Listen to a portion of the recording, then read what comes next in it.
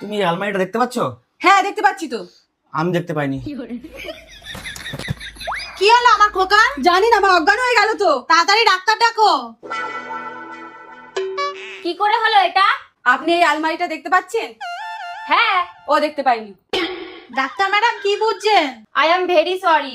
মা আমার কি হবে? আরে না না, আমি ব্যাগ আনতে ভুলে গেছি, তাই বললাম। আমি এখানে কেন? তুমি কে গো সুন্দরী? আমি ডাক্তার। ও কি গো তুমি ঠিক আছো? তুমি কে গো আন্টি? ছি ছি ছি ছি ছি, ছি ছি মিমসে বলে কি? আরে আমি তোমার বউ। ছোট কাকা কি হয়েছে তোর? আরে দিদা কেমন আছো?